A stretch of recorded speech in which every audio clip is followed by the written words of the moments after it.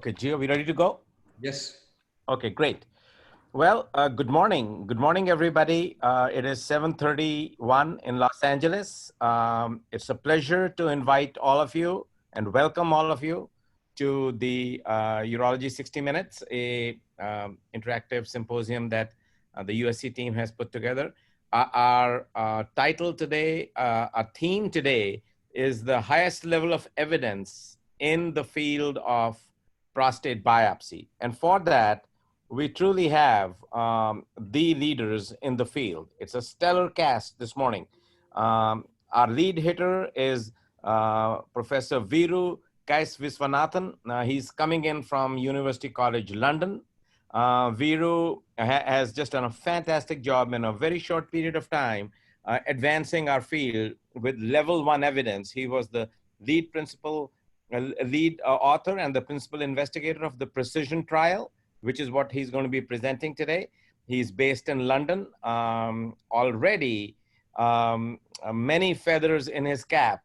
It is really very impressive to note that he has been already awarded the Hunterian Professorship from the Royal College of Surgeons of England, the Fritz Schroeter Prostate Cancer Award from the EAU, and the Evening Standard newspaper has awarded him being one of London's 20 most influential people in health. Veeru brings a really critical thinking mindset to what he does, and is poised for further advancing our field. Next up will be Professor Peter Pinto, principal investigator and head of the prostate cancer section at the National Institutes of Health in Bethesda. Peter is fellowship director of the Urologic Oncology branch. Peter has, again, in similar fashion, really brought MRI-guided biopsies to our field. That is no mean feat, given that the field was just doing ultrasound-guided biopsies. So it's a huge contribution. He has recently published in the New England Journal, which is what he's going to be talking about. And his interests are not just targeted biopsies, but also various kinds of focal therapies. He's into artificial intelligence in the MRI arena. So Peter, thank you for joining. And again, it's a pleasure bringing Peter Pinto to you. And finally, an up-and-coming superstar, Arvin George. He is urologic surgeon at the University of Michigan. Arvin already has a deep understanding of the field. He's going to be talking today about the level 1 evidence, which is available in trans-perineal biopsy. Also, he's going to be talking about the music initiatives that he and his team have been doing at the in Michigan. So again, a star cast this morning, and I'm going to now hand proceedings over to my colleague, Dr. Abreu. Dr. Abreu is director of the Focal Therapies and Targeted Biopsies program at the USC Institute of Urology in Los Angeles. Andre has really become the go-to person in our department as regards targeted biopsies and focal therapies. Already is putting together a very nice list of accomplishments and publications, and really is my comrade in arms. Andre, welcome. Thank you so much, Dr. Gill, for your words. Thank you for your introduction and for putting this together. Your idea, having education during this time is really good and helpful for everybody.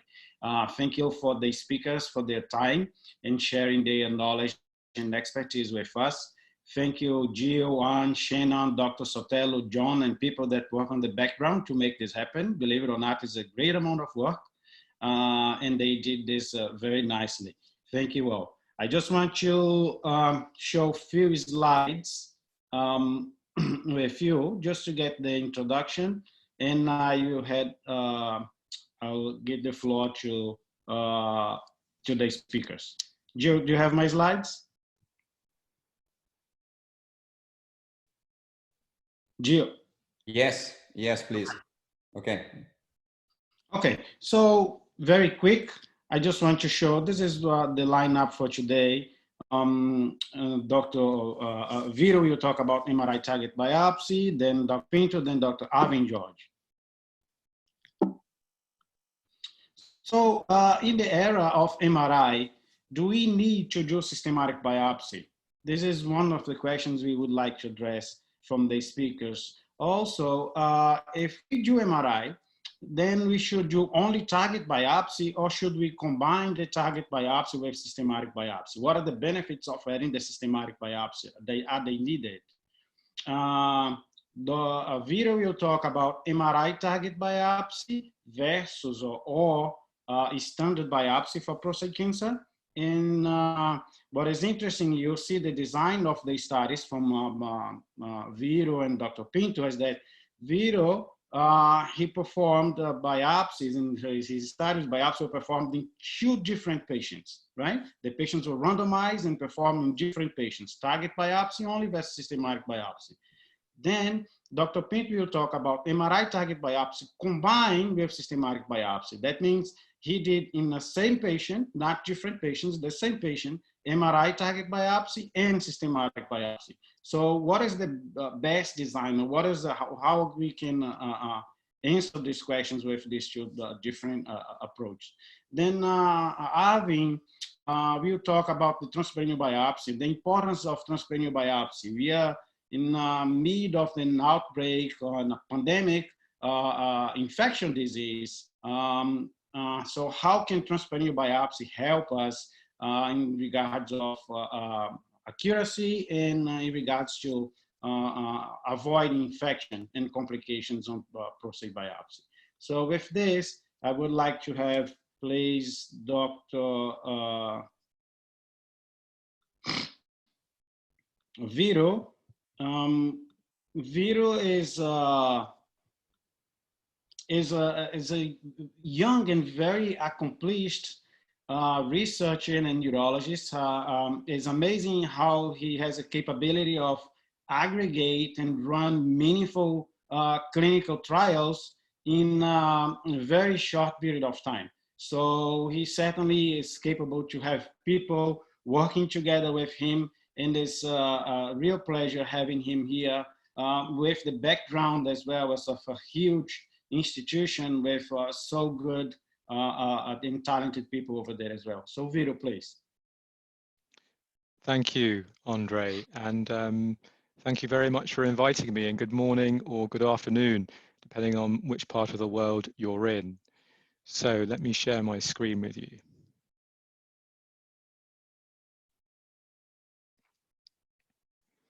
So I'm going to talk about the PRECISION study, and as well as that, I want to point out 1 or 2 other key papers which define how we should diagnose patients with prostate cancer. And I also want to leave you with an opportunity to get involved with the next clinical trial that we'll be running. So PRECISION was a randomized study published in the New England Journal of Medicine in 2018. It was an international study carried out in 500 patients across 25 centers in 11 countries, including Europe, North America, and South America as well. So the traditional way that we diagnose prostate cancer has been for the last 20 to 30 years with a raised PSA or abnormal digital rectal exam, and those patients undergo a trust biopsy. However, we know from landmark studies that when you diagnose patients in this way, it's not the ideal pathway for identifying men who will benefit from treatment and can lead to significant overtreatment. 3 of the major studies I've put up there have actually shown no benefit for radical treatment for improving prostate cancer specific or overall mortality when it's based on a pathway from PSA and trust biopsy. Let me remind you of the consequences of overdiagnosis and overtreatment of insignificant cancer: erectile dysfunction and urinary incontinence. And I think as a community and a population, we need to think about whether we're doing more harm than good by overdiagnosing and overtreating. Let's look at the diagnostic accuracy of trust biopsy, and work from the PROMISE study from our institution showed that trust biopsy missed more than 50% of Gleason 4+3 or maximum cancer core length of 6 millimeters or greater. So amongst the START consortium, which you can see in the picture there, in 2012, we had a meeting which was actually in New York Langone University Medical Center, hosted by Samir Taneja, in order to try and establish a study which we felt could change practice by comparing MRI and targeted biopsy to trus biopsy. And this was the study design we came up with. We randomized 500 patients to 10 to 12 core trus biopsy or a multiparametric MRI, which could be a 1.5 or 3 Tesla MRI. It was scored using the PIRADS version 2 scoring system. If the MRI was non-suspicious, they had no biopsy. If the MRI was suspicious, they had a targeted biopsy with up to 4 cores per suspicious area and up to 3 suspicious areas targeted. Now, this was the first study in which men with a negative MRI would have had no biopsy, and men with a positive MRI would have only a targeted biopsy. So we looked at men with a PSA of less than or equal to 20 who had suspected localized disease on a digital rectal examination. Our primary outcome was the proportion of men with clinically significant cancer defined as Gleason grade 3+4 or greater. We also looked at the detection of clinically insignificant cancer. So it's a real testament to the investigators in the study and the patients who took part, and also really the importance of the question that we were able to complete recruitment way ahead of schedule, recruiting 500 patients in 18 months across the 25 sites. And these are some of the results. So looking at the baseline demographics with respect to age, PSA, family history, and digital rectal examination, these results were quite similar between both groups, suggesting the randomization was effective. 28% of men avoided a biopsy altogether in the MRI arm. In the MRI arm, there are a median of 4 cores compared to 12 in the trus biopsy arm. For our primary outcome of clinically significant cancer detection, this was 38% in the MRI arm compared to 26% in the trus biopsy arm. No matter how you analyzed it, this showed that the MRI arm was not only not inferior, but was superior to trus biopsy for the detection of clinically significant cancer. Looking at the detection of clinically insignificant cancer, MRI and targeted biopsy detected much less of this than trus biopsy. Maximum cancer core length was slightly greater with the MRI arm, and the proportion of cores positive for cancer was greater in the MRI arm. For 30-day patient-reported complications with respect to fevers, hematuria, hematospermia, blood in the stool, erectile dysfunction, pain, this was all in favor for the MRI arm. So in summary, we've shown a strategy that detects more men with significant cancer and fewer with insignificant cancer. Fewer men overall need to have a biopsy, and in those who need a biopsy, fewer cores are required, and there's a more favorable 30-day patient-reported complication profile. Importantly, this is a large multi-center study. We allowed non-expert centers to take part. We allowed 1.5 Tesla MRI. The operators of the MRI-targeted biopsy had a modest experience compared to that of the trus biopsy operators, and we allowed a range of different image registration techniques. All of this increases the generalizability of the study. There are limitations. So we know that for men who had a negative MRI who had no biopsy, and men with a positive MRI who did not have systematic biopsy, there will be some significant cancer missed. So we felt that this proportion would be low, and these men are on surveillance. And additionally, the experienced radiologists in the study are important because the median number of scans reported per year by the radiologists in the study were 300. So this is something that's a specialist skill. So in conclusion, we showed that in biopsy-naive men with clinical suspicion of prostate cancer, a diagnostic pathway where you use MRI to risk stratify men, followed by MRI-targeted biopsy, was superior to 10 to 12 core trus biopsy. The question is, are these results translatable to studies beyond the precision trial? The answer is yes. So this is a systematic review and meta-analysis published in European Urology last year. We looked at 73 studies in which we compared MRI-targeted biopsy alone to systematic biopsy, and we also included a detailed transperineal template biopsy as the reference standard in the systematic biopsy definition. Despite doing that, we still showed that MRI and targeted biopsy detected more significant cancer than systematic biopsy, and quite considerably detected fewer men with insignificant cancer. Now, beyond over-treatment, let's think about some of the other advantages of just using an MRI-targeted approach.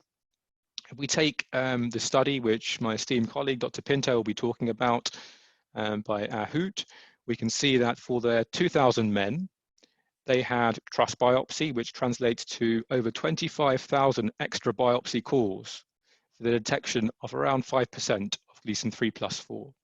So when we translate that to over 1 million biopsies per year in the US and over 1 million per year in Europe, we can see that this will have significant advantages. For example, quicker operative time, reduced equipment requirements, fewer patient side effects, reduced burden on the pathologist, higher quality pathology, and greater capacity for services. The next study I wanted to mention, which I feel is quite important, is the MRI First study. This is a study which was a multi-center French study in 251 men who underwent MRI. If there was a suspicious MRI, they had a 12-core trus biopsy and a targeted biopsy. If it was non-suspicious, they had a trus biopsy alone. The primary outcome was the same as precision. In the secondary outcomes, they also looked at the detection of high-grade cancer. For the primary outcome, we can see that the significant cancer detection rate was quite similar between both arms. When you look at the detection of high-grade cancer, you can see that it's greater for MRI and targeted biopsy. Let's look at the added value of systematic biopsy on top of the MRI targeted biopsies. So you can see here for Gleason 3+4, trus biopsy detected an additional 5% of men with significant cancer. However, when you look at the high-grade cancers, you can see that that benefit is diminished. So MRI and targeted biopsy did not detect significantly more Gleason 3+4 than systematic biopsy, but it did detect more 4+3. And if you want to maximize Gleason 3+4 detection, they recommend to add your systematic biopsies. The third and final study I wanted to talk about was the Pane-Bianco study, published in 2018 in European Urology. And this pertains to what you do with the negative MRI over a long follow-up time. She looked at over 1,500 men with a negative MRI. They were followed up with a PSA digital rectal exam and MRI every 8 months and a biopsy as recommended per tumor board. And at 4 years, more than 95% of men in both the biopsy naive and prior negative biopsy group did not have cancer. So how does this translate into practice? Well, in men with a raised PSA or abnormal digital rectal exam, I would now recommend performing an MRI to risk stratify these men. In those with a negative MRI, either men can have no biopsy, or if they are high risk of having cancer despite a negative MRI, they can have a systematic biopsy. And men in this group can be followed up with PSA or MRI surveillance. If the MRI is positive, they can have a targeted biopsy plus or minus a systematic biopsy. And who do you do the systematic biopsies in? Well, the EAU guidelines stratify these men into 2 groups. Those who have a prior negative biopsy can have targeted biopsy alone. And those who are biopsy naive, they recommend a combined systematic and targeted biopsy. And it's worth noting that you have AUA and Society of Abdominal Radiology MRI guidelines published this year, which are quite useful in discussing this debate. So where do we go from here? So it's important to have high quality MRI and high quality MRI targeted biopsies. So we need to train our workforce to do this. We do need to improve the standardization of MRI reporting, and efforts are being made in doing that. And importantly, if we were ordering many more MRI scans, we need to change health services to increase the capacity for MRI. Pertaining to this last point, I want to invite people who are carrying out MRI in their centers to take part in one of the studies that we're going to be carrying out next. It's a study called PRIME. So let's look at the premise of the MRI.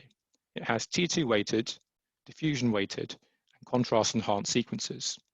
The contrast enhanced sequences take up a bit of time, approximately a third of the scan when accounting for the preparation time. If you take out the contrast enhanced sequences, you're left with what's called a biparametric MRI. Now that has a number of advantages. It avoids an uncomfortable cannulation and a prior blood test to see if a patient's suitable for an MRI. When you use contrast, there's usually a legal requirement to have a doctor present, which could be avoided if you don't use contrast. It needs additional staff to be able to cannulate the patient. The use of gadolinium contrast has been receiving attention in the news recently. It's shown accumulation in the basal ganglia. If you can avoid that, it's obviously potentially a good thing. And of course, the shorter scan. All of these things mean you can have a more cost-effective approach and more scans in the same time, which would help address the capacity issue. And we anticipate in the UK that this will allow us to do approximately 500,000 more scans per year. Early data suggests that the detection rates of significant cancer are similar, but the previous studies have several design limitations, which mean we've designed the PRIME study in order to assess whether or not biparametric MRI is non-inferior to multiparametric MRI in the detection of clinically significant cancer. And if you're interested in taking part, if you can drop me a tweet and we can go from there. And I wanted to say thank you again for inviting me to speak, and I will hand back over to our hosts. Thank you. Thank you, Veeru. That was an excellent presentation, very clear and sharp as, as expected. Really great amount of work, and thank you for your talk. Now, going next, we would like to have Dr. Peter Pinto. Dr. Peter Pinto really took this field from the scratch. He actually developed a machine and the software with his group and the technique, and he published so much, so many great manuscripts that improved and moved the field forward. Not only this, he has so many fellows and so many good fellows that, taking from his fellows, he must be a very good personality as well. Although of course I know him, but not so close. With this, I would like to have Dr. Peter Pinto please run the show. All right, thank you so much. So first of all, my congratulations to Dr. Gill. This opportunity to share the information that has experts in the field still debating, and I will debate a little bit at the end with Veeru on some of our topics, just reminds us that even in the most difficult times in the world, we can still try to advance our field. And when the sun shines again, and it will, we'll be able to have an opportunity to help our patients with prostate cancer. Just gonna set my timer here. So yes, there is an opportunity for me to speak on behalf of, in this case, the US government. I'm a physician scientist. I have with so many excellent colleagues over the years, and you've heard me say this before, people like Peter Troike and Baris Turkbay from our imaging team, Brad Wood, our engineers, Dr. Marino, a pathologist. We've had a great group since I left Hopkins as a fellow in 2003 to come to the NCI. And we have some intellectual property in the field for the development of our urinary biopsy platform. And my smile is because of my fellows. And this year we have 2 fellows graduating, Michael Adude here on the left and Amir Lavachi on the right. Amir is a wonderful person. I think both have West Coast ties, and Amir may be at USC soon, I'm hoping. So as a result, we have excellent staff that provide an education for me every day. They go out, Arvin George will speak next and do great work. And it's on their efforts that we advance the field at the NCI. So very briefly, this has been the traditional method to do a 12-core biopsy. And we all realize that it's still being done today without MRI. And I was told one time, expect to have a slow movement towards improvement in diagnostic pathways. And this is still being done, at least in the States. And when you think about it, it's hard to imagine we could really continue to keep a blindfold on our eyes as we go ahead and sample and miss and miss and miss. And, you know, the effort for this man here to hit that pinata is like our effort to find the cancer. We want to do it, but we don't have the tools. Well, fortunately for us, the folks that work with Veeru, of course, Hashemed, Caroline Moore, Mark Emberton, and so many others at UCL have taken the blindfold off of us. And as a result, we now have an imaging modality that can find these tumors. You know, with that, the targeted biopsy now has gained a lot of acceptance, and at least here in the States, is being more often utilized by academic and private practice urologists alike, but not by everybody. And there's still a question, is there a value to MRI? Well, that was put to rest by my previous speaker's institution when they gave us level 1 evidence to support that, yes, if you use ultrasound in a biopsy, far and away, that is not an imaging modality. And the PROMISE study, we won't have time to go through it, was a landmark paper in support of using MRI. And just to remember, for those who are getting into the field of MRI-targeted biopsies, there's different methods. You can do it in the MRI machine, time-consuming, obviously not easy workflow. Cognitive, you have the MRI, that's all you have. Use it to guide needles with ultrasound in maybe a better place. And of course, there's fusion programs that have many different companies that do very well. Well, the issue is can we stand alone with MR targets? Can we forgo the 12-core biopsies? That has been a question that has eaten at us for many, many years. This guideline section of the AUA reported that if you have a negative 12-core biopsy, instead of repeating that modality, move on to MR targets. But the real issue, which we couldn't as authors come to grips with, but what do you do with the 12-core biopsies? Should you continue to use them with MRI or not? And at our time, when we wrote this, we felt that the data was lacking in this field, and therefore it was up to the physician and the patient to make that decision. Well, we now have, as we just heard, level 1 evidence to support MRI is better than the 12-core biopsy, systematic biopsy. We won't rehash this wonderful paper that Veeru gets a lot of credit for, but we were always wondering what would be missing from the MRI. And Barish Turkbay, my colleague, published this in Radiology. To be very quick about this and not spend too much time, we wanted the best MR possible. We did a 3T magnet, endorectal coil, T2, T1 sequence, diffusion-weighted imaging, B2000 mode imaging, contrast enhancement, DCE, the most recent 100 patients who have gone on to surgery. We looked at this in a whole mouth fashion. For those who are unfamiliar with this, we image. My engineering team makes a 3-dimensional view of that prostate for that one patient. Patient-specific molds were created. We take out the prostate after surgery. We step section the prostate in a manner to correlate with radiology. And what we found is, sure enough, the MRI had missed the cancers. And not only does it miss the tumor itself, but it underestimates size. Dr. Gill, who's leading the world in focal therapy at USC, is obviously speaking about this topic recently at our focal therapy meetings. We're trying to improve this technology. But for me to focus on what we miss and what we underrepresent on MRI speaks to the fact that a targeted biopsy, if the MR doesn't see it, will never hit it. And if the MR underappreciates the size of it, it could miss parts of that tumor. Well, as a result, amongst those patients, those lesions missed, a fair amount of them are GG2, and GG3 and above is not as common, but keep in mind, there's a debate today whether clinically significant cancer is really just GG3 and above, and arguably primary pattern 3, secondary pattern 4 is something worthy of detecting. As Veeru mentioned, at what cost? We can go into that later on, but the question is it worth detecting that? So with that, and this disproportionate amount of diagnosed cases and still deaths, we want to understand, if we could, why the upgrading rate was so high. And for those patients who should be going on to active surveillance, we have found out that the physician and the patient often feel uncomfortable going on surveillance for the fear of a large tumor missed with the 12-core biopsy. We thought that that was eradicated when we did targeted biopsies.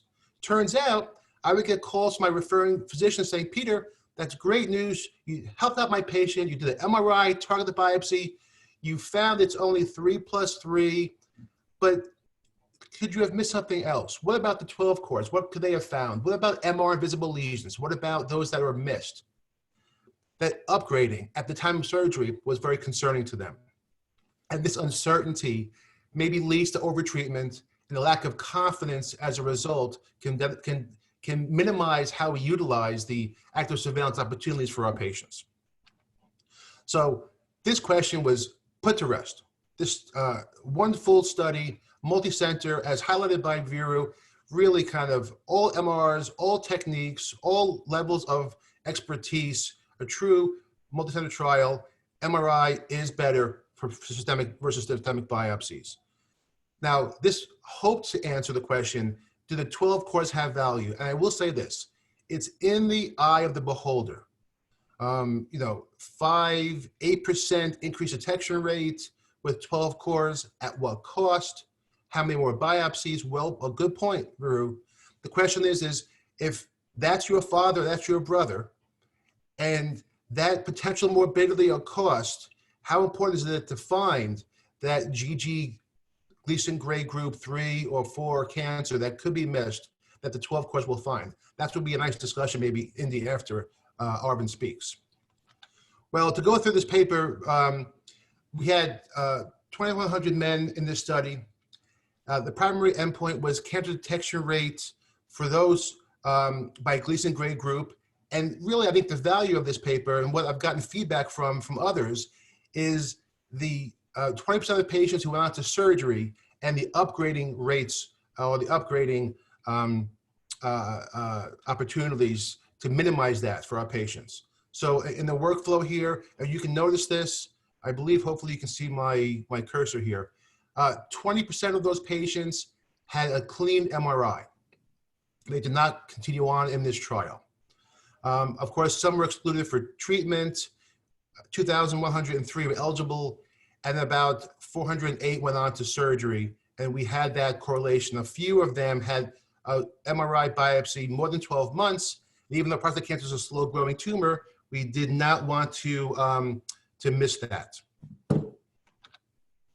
I bring your attention to the demographic page to highlight that amongst these 404 patients, the pathological stage is heavily favoring more advanced cancer. So that reflects the shift we see in urology from operating on low-grade cancer to operating more high-grade cancers. I think also my next slide will show that as a referral center, and part of the problems with our study is unlike the work from UC London, we have a single center study with what we feel are experts in imaging, experts in targeted biopsies, and therefore, as a referral center, we may be shifted towards a more high-risk demographic. And that's what we can see here. For the PIRAT score for these patients, we see across all of the cohorts, all patients, previous biopsy, no previous biopsy, and those that went on to surgery, PIRATs 4s and 5s are above a third of our patients in each PIRATs subcategory.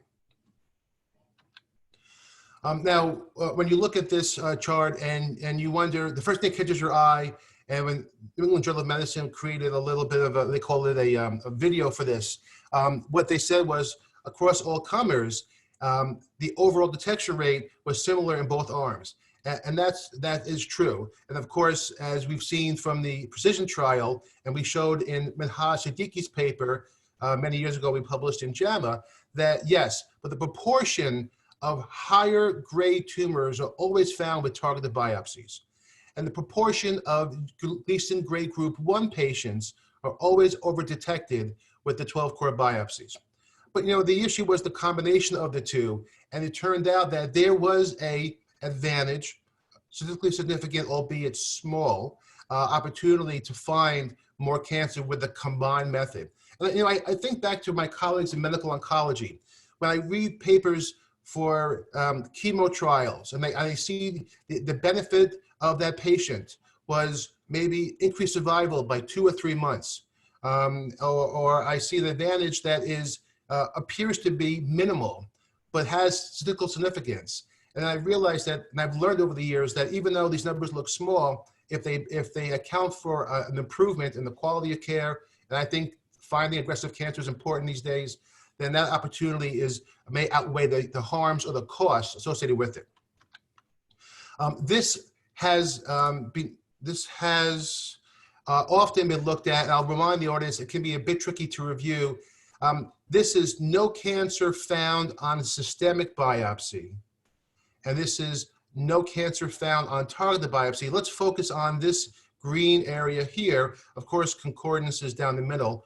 And what we see is that, although not large numbers, as we pointed out before, there is an opportunity to find cancer with systemic biopsies while being performed at the same time as the MR biopsy. And these are the numbers here. Remember, you're not adding another biopsy case. We've been questioned, do they come back? No. This is the workflow. You're a urologist, you see a high PSA, they get the MRI, they come back in your office, you have a software fusion platform, you're gonna do the biopsy in one session anyway, you do your targets, you just continue with the 12 cores. That was the workflow on this. And I'll end with this. The most important part, obviously, was the prostate cohort, the opportunity to see and glean what did we miss and what advantage do we get from the 12 cores. And as a result, if we fear the upgrading from 12-core biopsy, well, that is very clear. Let's just focus on GG2 and GG3 and above. So this is GG2 and above, GG3 and above, and the darker red. Systemic biopsy, look at the improvement for targeted, but look how low you can get when you combine the two modalities. And when that referring urologist says, with your combined biopsy method, I have a small chance of disadvantaging my patient by putting them on surveillance because they hide a more aggressive cancer. I think the combined method gives you that confidence to go forward and choose surveillance for that patient, knowing you've done the best job possible to understand all the biology. So in conclusion, it will be a debate, and we'll have other great studies from other institutions coming forth soon on how we can improve the cancer detection rate. For now, MR-targeted alone may underestimate, as I showed. It's about an 8.8% opportunity for GG3 and above to get those 12 cores, a little bit more, 8.8% of those patients. I think that the upgrading is a big part of this trial, and an important part that why it was felt to be improving our chances to treat patients with more information. And finally, in regards to, will all patients need a 12-core biopsy? Probably not. And I think we'll find research opportunities in the future to maybe specifically define which subpopulation of patients still need 12 cores and not. So the work from UCLL and the work from the NCI can be brought together at one point. I'll end with this. We do have a hospital. Right now, we're pivoting towards trials for COVID-19. Very proud of Dr. Fauci's work and the colleagues in the NIAID division. This is the urologic oncology branch. People ask, look at that, right on 15 minutes, perfect. People ask me, why 2015? Well, if you look in this corner, way over here, I'll get a little bit bigger for you guys. There's a young Dr. Arvin George, so excited to go into the world, become a urologic oncologist, an expert in his own right. And for those who know me, my favorite picture of Arvin George was, of course, this one right here, where he's back on the bench, working hard to find the next cure for cancer. And for that, I'll hand it off to Dr. George. Thank you. Excellent explanation, Dr. Pinto. Certainly bringing to discussion, and I guess it's still an open question if we should or should not do, of course, systematic biopsy. It's very well addressed. Thank you. So next is Dr. Arvin George. Dr. Arvin George is a friend of mine. It's always good and a pleasure talking to him. He has so thoughtful understanding of the field, and I learned so much from him. Not only this, he last year hosted a meeting, which is the focal therapy meeting that I hope he will just mention, together with his and our colleague, Dr. Sidana. So Arvin, please bring us to the light and give us some thoughts on transperineal biopsy. Sure, thank you very much. And thank you to Dr. Gill, Dr. Cacciamani, and Dr. Abreu for inviting me and putting together a great weekly program. I think it's been a huge benefit to not just trainees, but also to faculty like myself. I find it very useful. And thank you to Dr. Pinto for sharing that photo. I had to share my screen as quickly as possible to get it off the screen. So I'll be talking about the evidence for trans-perineal biopsy. So my disclosures are I'm a site PI for a focal therapy clinical trial and also a clinical trial design for Triad Medical.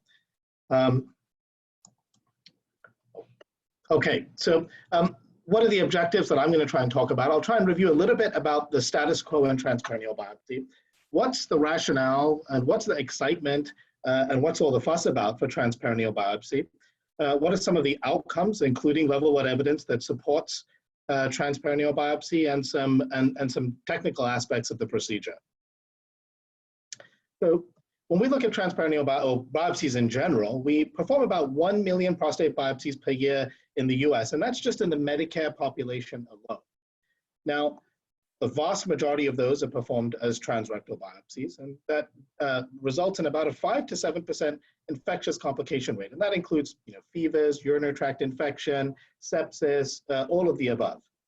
Now, even though it is low, there's not an insignificant rate of mortality. Now, this is not specifically due to infectious complications, but if we just take 1 million biopsies per year, that's about 900 men who will die from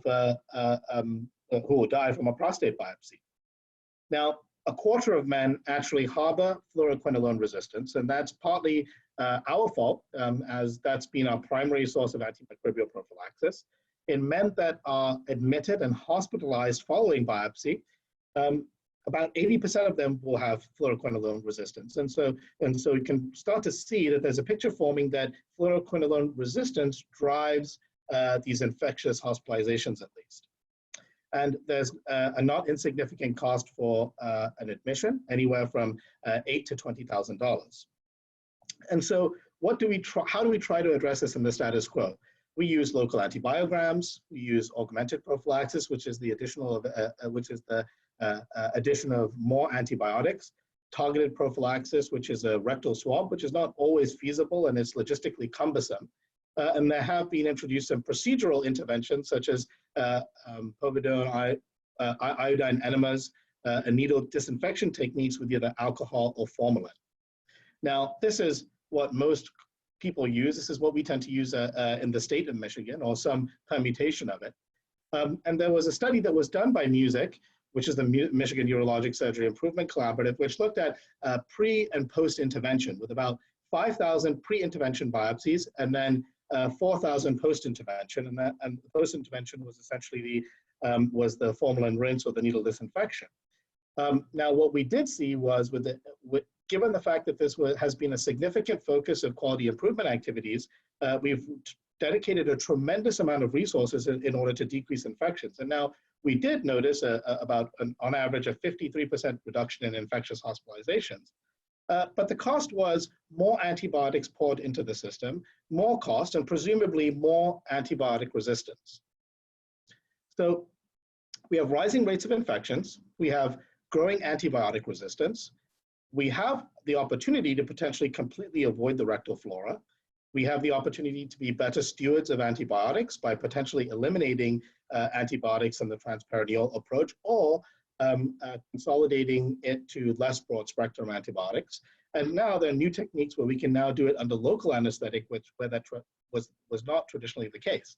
If you look at the 2014 AUA best practice policy for antimicrobial prophylaxis, it recommended a fluoroquinolone or a cephalosporin for a transrectal, and I highlighted brachiocrio because that's also a transperineal procedure, and they just recommend the first generation cephalosporin.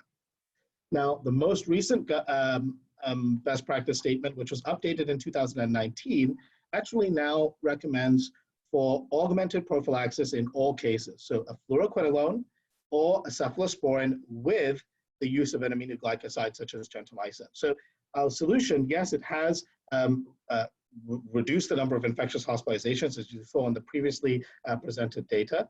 However, again, we're throwing more antibiotics at the problem. So We have now novel periprostatic blocks. We don't need to use a bulky step or a grid like we traditionally need to use with a saturation or template mapping biopsy. We have some novel sampling techniques, and there's really no added morbidity to the procedure. So what do we need? What do we need to be able to do it? You need an ultrasound probe. Generally, it's a biplanar probe or a side-fire probe. Some steroids to put the patient on lithotomy, but that's not absolutely required, but it's a good first step to do that. Some sort of access to the perineum, and then a needle for the block. So I generally will use a biplanar convex linear probe. And when you perform transperineal, for transperineal access, you can either do direct skin puncture, where you just push the needle through the skin. You can use an angiocath with one angiocath on each side of the median raphe or of the perineum to access each lobe of the prostate. Or you can use an access system. Perinealogic has the precision point device, which is agnostic to the ultrasound probe. BK has a non-disposable device, which is used with a coaxial needle or angiocath. And Mindray also has its own needle guide, which is also non-disposable, which works with a coaxial needle. So the ideal setup is a biplanar probe, convex linear. The linear crystals are long sagittal crystals, gives you a wide field of view. Yellow fins to be able to support the legs and keep the patient comfortable. Some sort of transperineal access device, and a 6-inch 20-gauge needle. The shorter needle and the larger gauge needle gives it the sufficient stiffness to be able to guide it through the skin. The patient is placed in lithotomy with the scrotum elevated. The advantage here is actually you can clean the skin, which is your entry point, which even decreases your risk of infection even greater. This is our table setup. I just kept it here for reference for later if anybody needed to access the talk later. So we use a 12-core transperineal template, and this was developed based on individual cancer detection by core location, and this is an optimized template now that we're currently validating. We still need maybe 100 or so more biopsies to be able to achieve the sufficient power, but so far we see no differences in cancer detection rate between 12-core transperineal or 12-core transrectal. I'll provide a short video of the block because the block is really the key component to being able to do this under local anesthetic. Here you can see that there's local infiltration superficially at the skin, where we raise a skin wheel and also infiltrate the tract. Here, this is done with a transperineal access device. Here, I'm teaching someone, so you can, it's a good training wheels, but generally now I'll do the block freehand. And here is our ultrasound view. The access device is advanced into the skin. And then the local anesthetic and the needle is advanced through the subcutaneous tissue.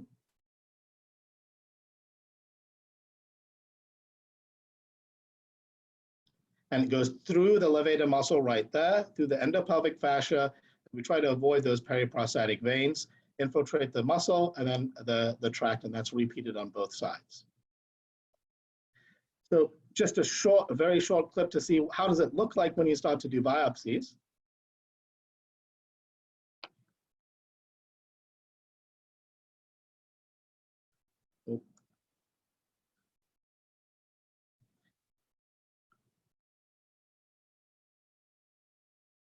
And here you can drop your hands down to angle more anteriorly. You can see how far anterior the needle can go. Advance it further to take a base core right there. So your visualization is great. It's very easy to do. It's well tolerated. So what's the evidence that supports it?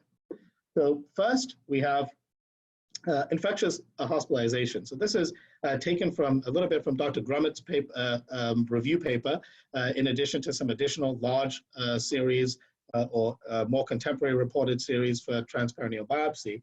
And infectious hospitalizations are extremely low, in the order of 0.056%.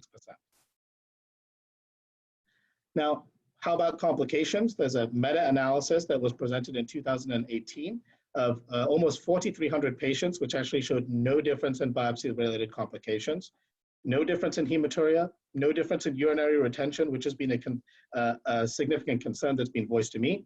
And clearly there's no hematochezia or rectal bleeding when you do a transperineal biopsy, unless of course the patient has hemorrhoids. So what's the level 1 evidence? There are 3 prospective randomized controlled trials.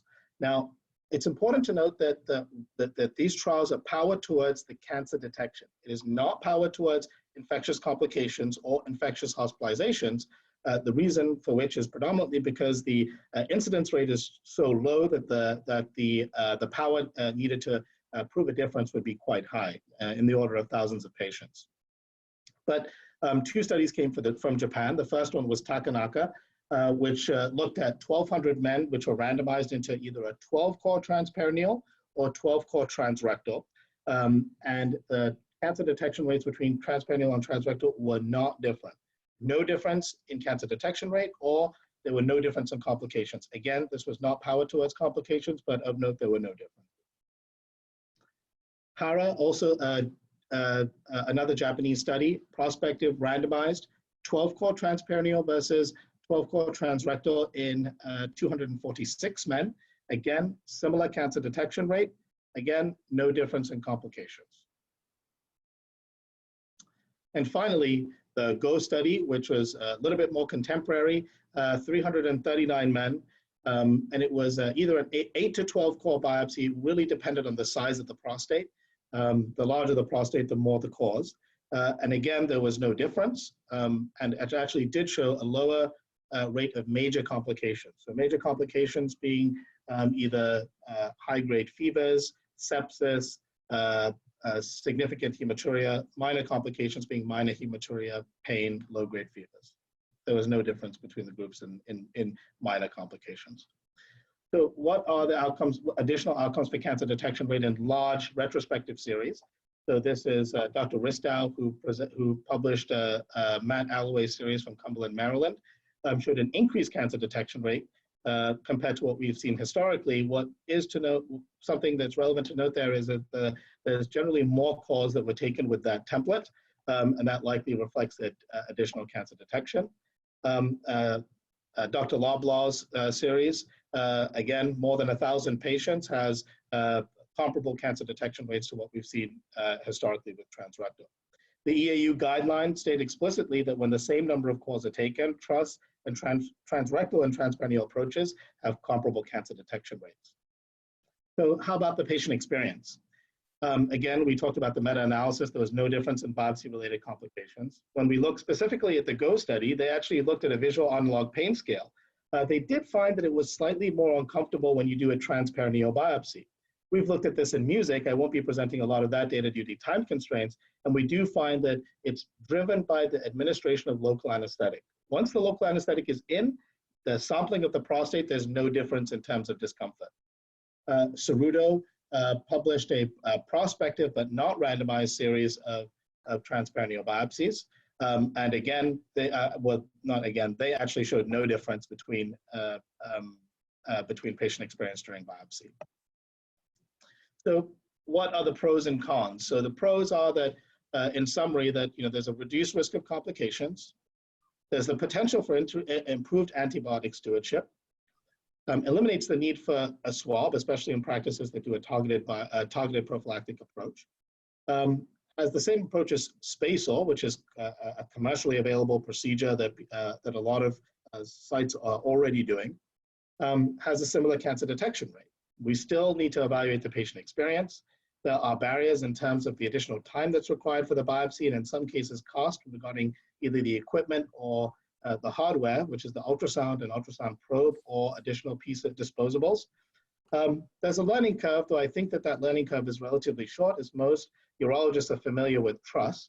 And then cost and reimbursement is something that it is not increased. It's the same as a TRUS biopsy. So more time and more cost, but the same reimbursement. So future work is to be able to understand which is the best antibiotic prophylactic approach. Starting to evaluate patient-reported outcomes, both with regards to sexual and urinary symptoms post-biopsy, as that's been a concern historically with saturation biopsies and erectile dysfunction. There's been a number of novel templates that have been proposed and are currently undergoing validation. Being able to determine the learning curve, see what practices need, and understand the barriers to administration.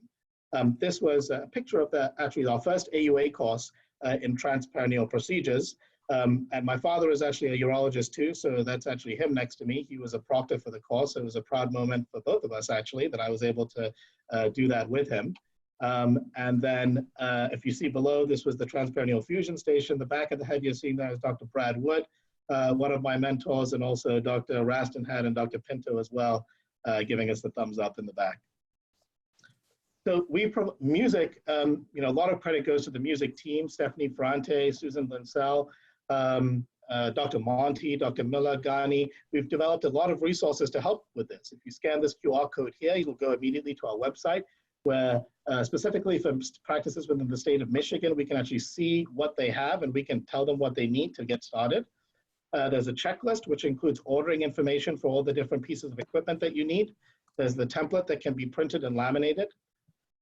And then there are videos for the local anesthetic block, probe preparation, the standard technique. We're developing it for the Mindray guide, non-disposable, for the BK guide, using the standard side-fire probe that other people already have in their office.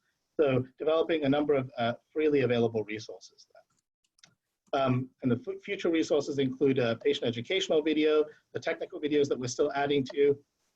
And there is a course that will be held in Los Angeles this coming year. It's the focal course again, but there is a specific transperineal hands-on course that will be there during that time. And here in this picture are also Kershid Ghani and Dr. David Miller, who are the directors of music. So a tremendous amount of credit goes to them for their work. So I'd like to thank you again for the opportunity to be able to share some of this. We're happy to, any of us are happy to take any questions, or feel free to email or message me on Twitter. Thank you. Thank you. Excellent. Good job. So, Arvin, as I have you there, I think we have time to 2 questions. How did this change your practice? Are you doing only transperineal biopsy? How did this change in your state? Yeah, so that's a great question. So within our practice, what's the limitation is the availability of equipment predominantly. So we will use the biplanar probe, the convex linear probe, and then the offices which have that probe, essentially everything has been converted to transperineal for the standard biopsy. For fusion, we generally do transperineal fusion under sedation. However, there is now office-based transperineal systems, and we will start doing that hopefully in the next 1 to 2 months. We have trialed it and it's quite feasible. Across the state, it again is also the barrier is time and equipment. We've noticed we track it every month. We track the progress in terms of the proportion of transperineal biopsies that are done. About 12 months ago, we started with around 3 to 4%, and now we're around 7 to 8% of biopsies within the state of Michigan, which are being done transperineally. And we provide training sessions for any practices who are interested. Excellent. So this is our steady rise. This is our practice as well. We are shifting over to transperineal biopsy, but I'm doing this for selected patients that have increased risk of infection because of the logistics and capabilities and all of this. So it's definitely a field in progress, and we get there. Now I have one question, please, for Dr. Pinto. Dr. Pinto, why it takes so long for the MRI getting to the guidelines prior to biopsy? Meaning, like, there are other tissue tests or other tests that get into the guidelines very quick, and the MRI, we have a lot of data from the entire world, clinical trials, randomization, everything is not part of the guidelines. It's coming. It is remarkable. In England, the NHS has valued MRI to a point that it's part of their pathway for all the citizens of that country. And yet in the States, we lag behind. Now, I know that Dr. Emberton's group is a pioneer within this country, but the science supports it. And the trials for Fred Hamdy and other people like this, it supports it. Our country, it really saddens me, and I have no answer for it. I will say this, sometimes anecdotally, MRI can have poor quality, and the urologist is the gatekeeper. If you don't look at the films, you don't appreciate that poor quality image. And then sometimes interpretation can be poor. And as a result, urologists need to feed back to radiology when they do their biopsies. And if they miss cancer, if the 12th core finds it, the MR misses it, and that will hopefully improve. But I wish I knew. Maybe Veeru can speak about the UK, how they quickly adopted this in the NHS. Peter, before you get off, a quick question. So in your practice and around the US, do you feel comfortable not biopsying somebody with the negative MR? And do you feel comfortable doing only MR-targeted biopsies in your practice? So I have another fellow, Nitin Yeram, who's with us now looking at that with Micah Du and Amir Labachi. And I think we'll propose guidelines for who we really can forego the 12-core biopsy. This initial paper just kind of started the ball rolling. Indeed, that's why I do like that urologists and not radiologists are doing these biopsies. You know your patient's comorbidities, his PSA history, his life expectancy. You can choose to forego a biopsy if the MRI is clean. And therefore, it's case by case. Young individual, healthy, PSA rise is concerning, the density is a bit high, MRI shows a PIRADS 1, no lesions, you do the biopsy. Flip the scenario, move on to an older patient, life expectancy is a bit shorter, obviously previous biopsy plays into it, PIRADS 1, density 0.005, you move on. And that's why urologists need to be at the forefront of imaging going forward. Back to you, Andre. Excellent. That's the question I would ask is exactly this. I think that in Europe and US, the thoughts, the strategies are a little bit different. I think that in Europe, the urologists are more confident on not doing biopsy if the MRI is negative. I'm not sure that in US we are at that level. Veeru, do you want a brief comment on this? And then I head to Dr. Gill because we need to finish. So if you have a man with a negative MRI, the question is, what are you going to do with him if you don't biopsy him? We do not discard them into the ether. These guys are followed up with PSA surveillance, and there is always the option for them to have something should they change their mind or their PSA velocity is high. And as Dr. Pinto pointed out, one of the most useful tools is a free tool, a tool that you get from doing the MRI, which is the prostate volume. And you use your PSA density, and quite good evidence has shown that a PSA density of around 0.15 is a good threshold for determining between whether you do a biopsy or not in a man with a negative MRI. And there is systematic review and meta-analysis data supporting that threshold. So I would suggest in men with a negative MRI, you use other tools to risk stratify them. And in those with a low risk, they can safely avoid biopsy, providing you do some PSA surveillance. And that, to me, would be the strategy going forward to avoid biopsying every man.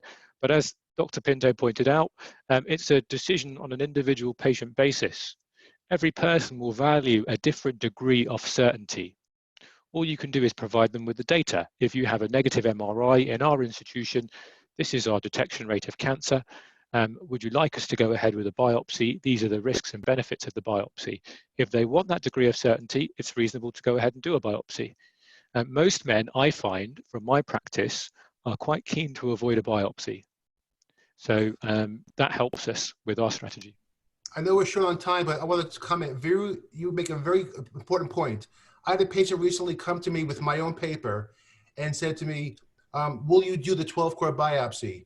And I said, well, and he was an engineer. I said, what's the data? He said, well, this 8.8% chance of having a cancer missed, to me, that number is pretty low. So I want you to forego the 12-core biopsy. I could have easily have had that patient say in his mind, that number is too high. I want you to proceed with that 12-core biopsy. So all we did with our paper that came out in March was to present the data and then have the individuals use it to help their patients. But it's a good point, Veeru. I think that I think with that we all agree that the data-driven is the way to go. That's why it's very important having high quality manuscripts in the field of urology, like we are all trying to do, and you already done in the field. So Dr. Gill, please, your final comments and remarks. Yeah, thank you very much, Veeru and Peter and Arvin. Thanks to the men speaking today, the field of prostate biopsy has evolved and improved significantly. and you've done it in the most methodical way and taken the rest of us along. So thank you so much for honoring the U.S. Institute of Urology with your lectures. It's a pleasure. I don't know, we had about 370 or so people, or 340 or so people on today. So your message has gone far and wide. Our next conference, next Thursday, is on urethroplasty, best in class in urethroplasty. And we are going to have literally the world leaders in it, Sanjay Kulkarni from India, Guido Barbaglia from Italy, and Hunter Vessels from Seattle, talking about best in class in urethroplasty. Thank you very much, everybody, for coming in, and stay safe. See you next week. Bye-bye. Thank you. Thank you all. Thank you.